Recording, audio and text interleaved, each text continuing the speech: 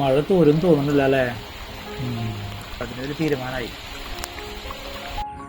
WhatsApp guys, അപ്പോൾ നമ്മളിന്നൊരു പുതിയ ലൊക്കേഷനിലുള്ളത് ഇത് പെരിങ്ങാട് ബണ്ടാണ്. ഇപ്പോൾ ലൊക്കേഷൻ കാണിച്ചു തരാം. ഇപ്പോൾ ഈ കാണുന്നൊരു ഫ്രെയിമാണ് ഞാൻ ചെയ്യാൻ വിചാരിച്ചിട്ടുള്ളത്. ഇത് ഞാൻ മുൻപും ചെയ്തിട്ടുണ്ടായിരുന്നതാണ്. പക്ഷെ ഇപ്പോൾ നമ്മൾ ചെയ്യുന്നത് ഒരു കുറച്ചുകൂടി വലിയൊരു ഫ്രെയിമിലാണ്. ഈ ഫ്രെയിം ഒരു 27x35 ഇഞ്ചസ് ഉണ്ട്.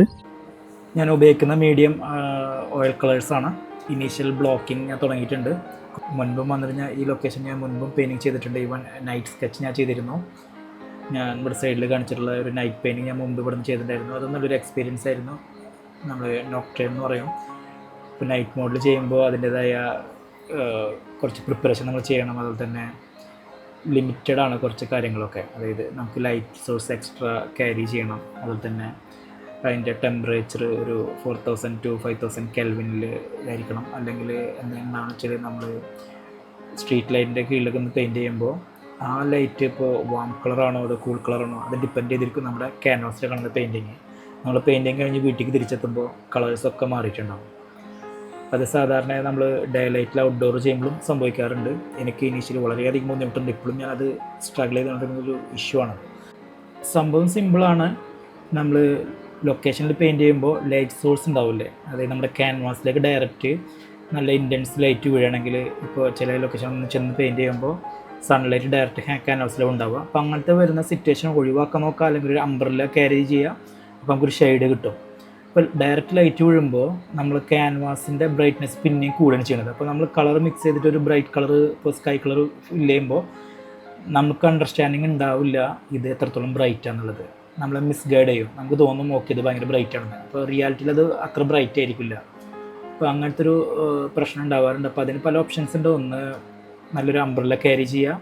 ക്ലാമ്പൊക്കെ ഉള്ള അഡ്ജസ്റ്റ് ചെയ്യാൻ വേണ്ടി അംബ്രല്ലാസ് വരുന്നുണ്ട് പെയിൻറ്റിങ്ങിനായിട്ട് തന്നെ. അല്ലെങ്കിൽ ഒരു ഗ്രേ കാർഡ് യൂസ് ചെയ്യാം. മറ്റേ black and white value scale ഉണ്ടാവില്ലേ, അത് കീപ്പ് ചെയ്തിട്ട് ചെക്ക് ചെയ്തുകൊണ്ടിരിക്കുക നമ്മൾ എത്രത്തോളം ബ്രൈറ്റാണ് കാര്യങ്ങളെന്നുള്ളത്. അപ്പോൾ ഈ പെയിൻറ്റിങ്ങിനെ കുറിച്ച് പറയുകയാണെങ്കിൽ ഈ പെയിൻറ്റിങ് ഞാൻ തുടങ്ങി അതിന് ശേഷം ക്യാമറയുടെ ബാറ്ററി ഡ്രൈ ആയി. ഞാൻ കുറച്ച് പെയിൻറ്റിങ് അവിടെ നിന്ന് കവർ ചെയ്തു. പിന്നീട് മഴ വന്നപ്പോൾ വീട്ടിലേക്ക് പോയി. പിന്നീട് ഞാനൊരു പോസ്റ്റ് ലഞ്ച് വന്നിട്ട് പെയിൻറ്റിങ് ചെയ്യുന്നതാണ് ഇപ്പോൾ ഈ കാണുന്നത്. അപ്പോൾ ഇതിൽ വന്നിട്ട് മഴ ഇപ്പോൾ നല്ല വിൻഡിയാണ്.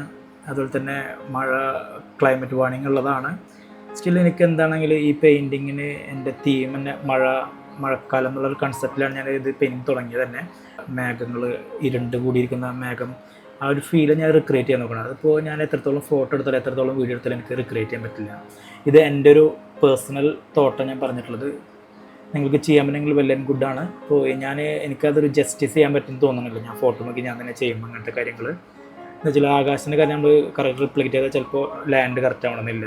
പറഞ്ഞ പോലെ തന്നെ ഇതിൽ ഏറ്റവും കോൺട്രാസ്റ്റും ഫ്രഷുള്ള കളേഴ്സ് ആകെ ഒരു സ്ഥലത്ത് ഞാൻ കാണുന്നുള്ളൂ. അത് ഈ റൂഫ് ടോപ്പിലാണ് ഒരു ഓറഞ്ചിഷ് കളർ കാണുന്നത്. ബാക്കി എല്ലാതും ഒരു മ്യൂട്ടഡ് ഗ്രേ കളറാണ്. പിന്നെ ഒരു ഭയങ്കര രസകരമായൊരു ലേണിങ് എനിക്ക് ഈ പെയിൻറ്റിങ് ചെയ്യുമ്പോൾ കിട്ടിയത് എന്താ വെച്ചാൽ, പ്രത്യേകിച്ച് മഴ സീസണിലുള്ള പെയിൻറ്റിങ് ചെയ്യുമ്പോൾ എല്ലാതും ഒരു ഹൈ കീ അല്ല, ലോ കീ മിഡ് കീയിലാണ് വരുന്നത്. അതായത് ഹൈ കീ എന്ന് പറയുന്നത് ഭയങ്കര സൺലിറ്റ് ഡേയിലൊക്കെ നമുക്ക് കാണുന്ന ബ്രൈറ്റ് ഇൻറ്റൻസിഫൈ ഉള്ള ഒരു ലൈറ്റിംഗ് എഫക്റ്റാണ് പറയുന്നത്.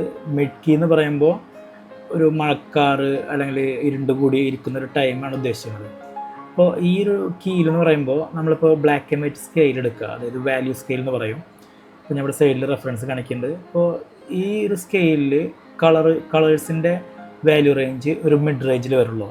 ഭയങ്കര ബ്രൈറ്റ് കളർ വരണമെന്നില്ല. അപ്പോൾ ഇതിൽ എക്സെപ്ഷൻസ് ഉള്ളത് ആകെ റൂഫ് ടോപ്പിനാണ് നല്ല ഹൈ കോൺട്രാസ്റ്റ്. അത് കോൺട്രാസ്റ്റാണ്, കളറിൻ്റെ ബ്രൈറ്റ്നെസ് അല്ല. അപ്പോൾ ഇതൊക്കെ ഭയങ്കര ഒരു ലേണിംഗ് ഔട്ട്കം എന്ന് പറയാം ഈ പെയിൻറ്റിങ്ങിനെ. ഇപ്പോൾ എത്ര മഴ കൊണ്ട് ഇങ്ങനെ സ്ട്രഗിൾ ചെയ്ത് പെയിൻറ്റ് ചെയ്താലും അതൊരു വലിയൊരു ലേണിംഗ് ഔട്ട്പുട്ടാണ് നമുക്ക് തരുന്നത്.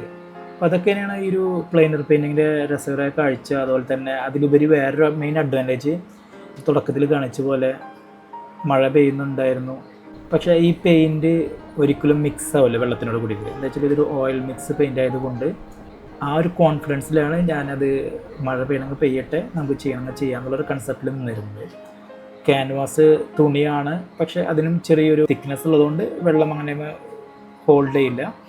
മറ്റൊരു കാര്യം എന്നെ ഓർമ്മിപ്പിച്ചത് ഈ പെയിൻറ്റിങ് ചെയ്യുമ്പോൾ വില്യം ടേണറിൻ്റെ ഒരു പെയിൻറ്റിങ് ഉണ്ട്, സ്നോ സ്റ്റോം എന്ന് പറഞ്ഞിട്ട് 18th സെഞ്ചുറിയിലെ ഒരു പെയിൻറ്റർ ആയിരുന്നു വില്യം ടേണർ.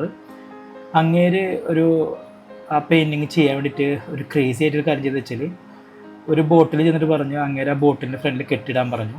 ഒരു 4 മണിക്കൂറോളം അങ്ങനെ സീയിൽ യാത്ര ചെയ്തിട്ട് തിരിച്ചു വന്നിട്ട് ചെയ്ത പെയിൻറ്റിങ് ആണ് സ്നോ സ്റ്റോം എന്നുള്ള പെയിൻറ്റിങ്. എത്രത്തോളം ഫാക്റ്റ് ഉണ്ടെന്ന് എനിക്കറിയില്ല. അപ്പോൾ അതായിരുന്നു വില്യം ടേണർ ചെയ്ത crazy thing for his painting. അപ്പോൾ നിങ്ങളും ഇതുപോലെ നിങ്ങൾ ക്രേസി ആയിട്ട് തിങ്സ് ചെയ്തിട്ടുണ്ട് നിങ്ങൾ പെയിൻറ്റിങ്ങിന് വേണ്ടിയിട്ട് ഉണ്ടെങ്കിൽ നിങ്ങൾ കമൻറ്റ് ചെയ്യും. I would like to hear from you, and till then, happy painting.